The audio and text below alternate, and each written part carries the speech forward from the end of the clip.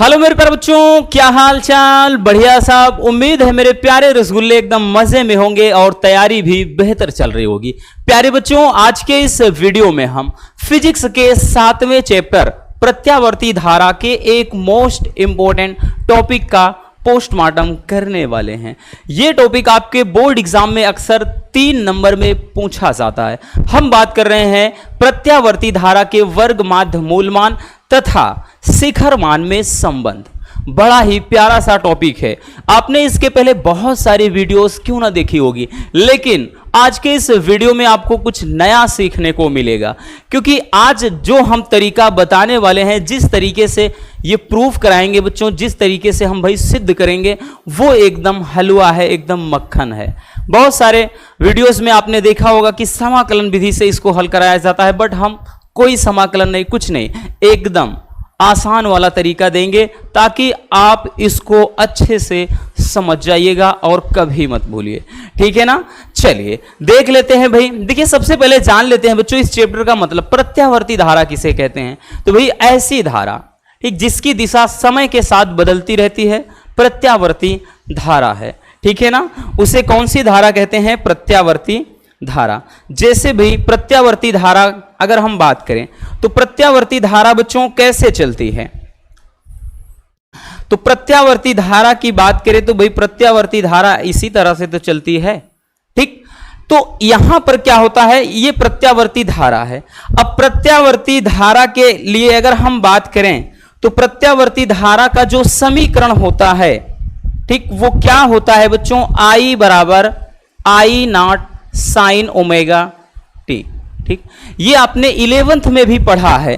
प्रत्यावर्ती धारा का जो समीकरण होता है I बराबर I not sine omega T. ठीक है, ये समीकरण होता है। अब एक चीज ध्यान देना, जहां पे I नॉट क्या है भैया, तो समझिएगा बच्चों, ये कोई भी धारा, ठीक, अपने एक तरफ जितना अधिकतम मान प्राप्त कर लेती है, यही हो जाती है शिखर मान, या इसी को अधिकतम मान, या इसी को महत्तम मान कहा जाता है। ठीक है ना? तो ये चीज होता है, क्योंकि 2 बार अधिकतम होता है, इसी तरह 2 बार न्यूनतम होता है। ठीक, तो ये जितना अधिकतम मान प्राप्त कर लेती है अपनी स्थिति से, वो क्या होता है, जो मान होता है शिखर मान होता है। इसको I नॉट से दर्शाया जाता है।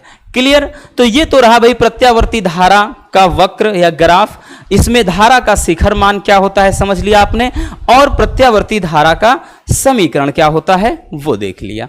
अब जानते हैं भैया कि प्रत्यावर्ती धारा का वर्ग माध्य मूल मान किसे कहते हैं। ये परिभाषा भी 1 नंबर में पूछता है, बाकी संबंध तो पूछता ही है।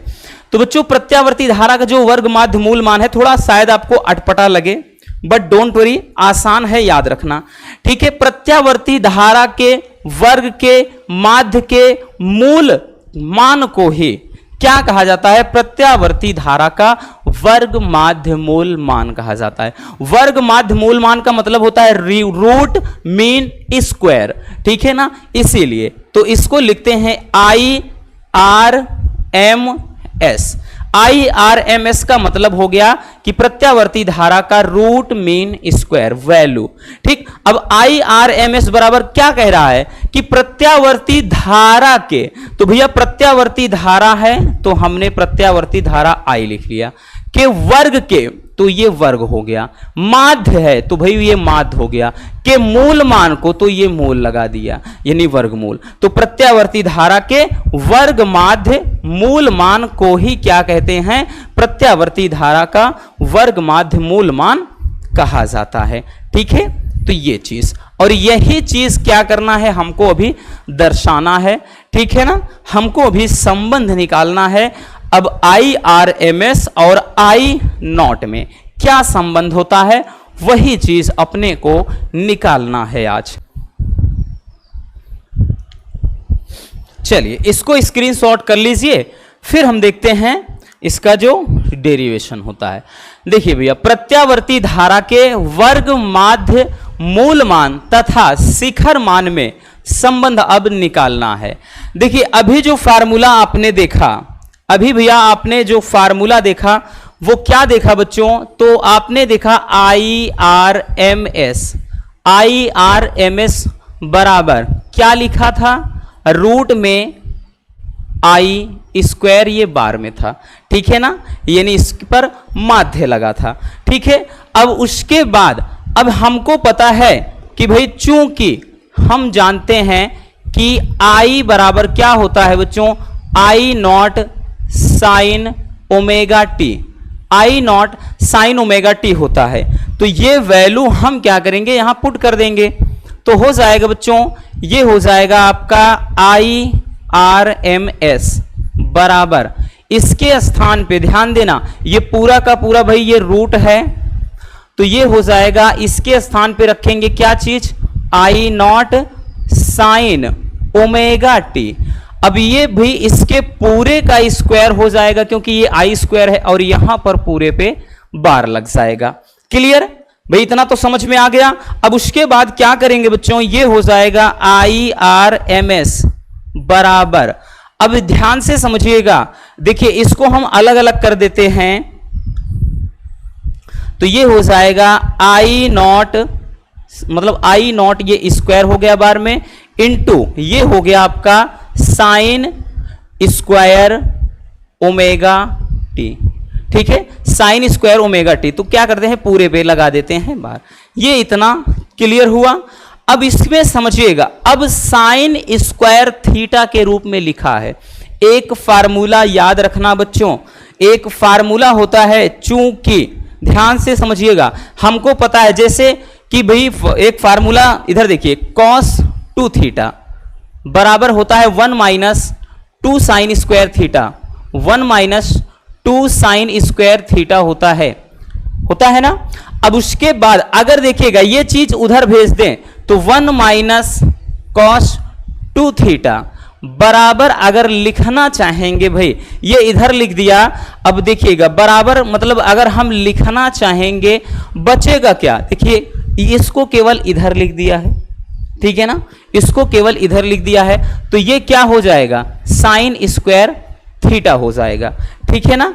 अब यहां पर 2 भी है, तो ये चीज इधर भी ला सकते हैं, तो यूं कह सकते हैं साइन स्क्वायर थीटा के बराबर 1 माइनस कॉस 2 थीटा, और ये बटे में आ जाएगा 2। तो मतलब हम साइन स्क्वायर थीटा के बराबर लिख सकते हैं 1 माइनस कॉस 2 थीटा अपान 2। तो यहां पर वही चीज लिखेंगे भैया, चूंकि याद रखना, चूंकि साइन स्क्वायर थीटा बराबर एक फार्मूला होता है बच्चों 1 माइनस कॉस 2 थीटा बाई 2।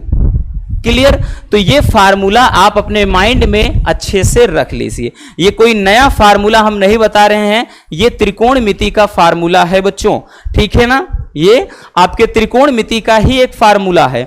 अब देखिएगा, अब हम क्या करेंगे, लिखेंगे आई आर एम एस बराबर, देखिएगा बच्चों आई नॉट साइन स्क्वायर है तो इसको रहने देते हैं, आई नॉट ये स्क्वायर है। अब उसके बाद साइन स्क्वायर ओमेगा टी के स्थान पे ये रख देंगे, क्या चीज यहां पर ये बार लगा है, ये 1 माइनस कॉस 2।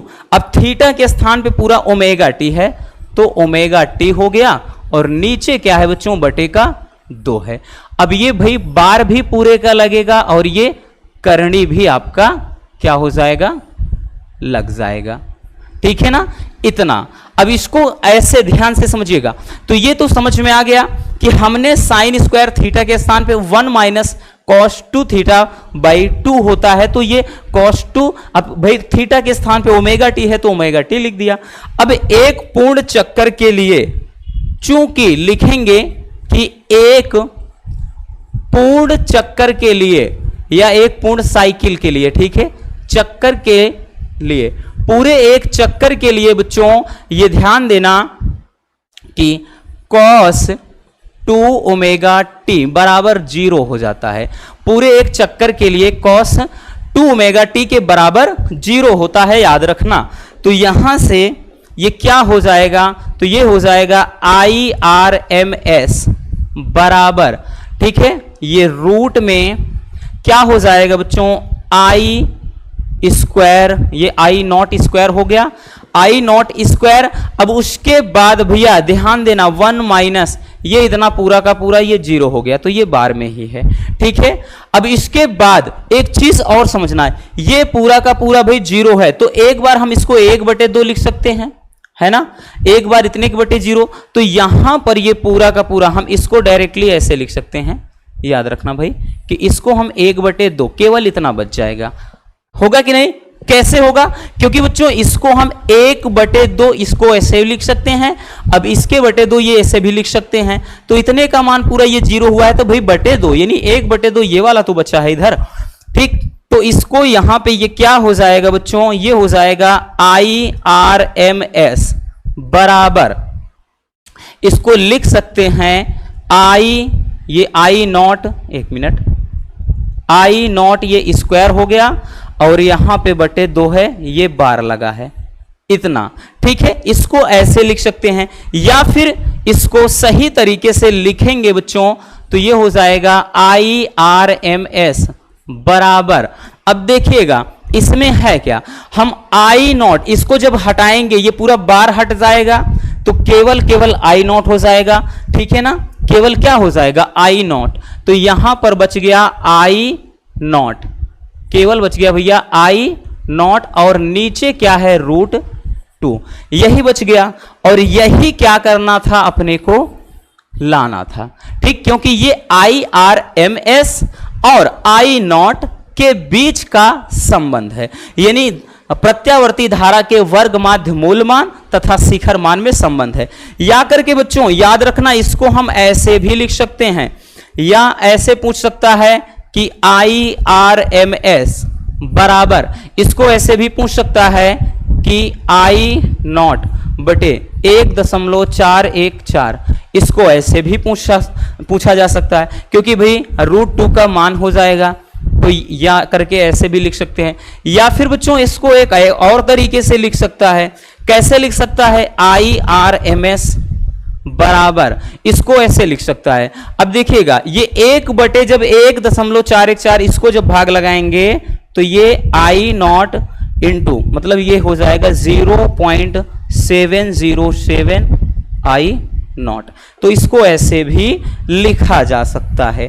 ठीक है, ये चीज, तो यही क्या हो जाएगा, संबंध हो जाएगा। अब एक चीज और समझिएगा, यहां पर बच्चों प्रत्यावर्ती अगर बोल्टता के लिए पूछ ले तो ध्यान देना भैया, ये तो पूरा का पूरा किसके लिए है, तो ये है बच्चों प्रत्यावर्ती धारा के लिए, प्रत्यावर्ती धारा के लिए।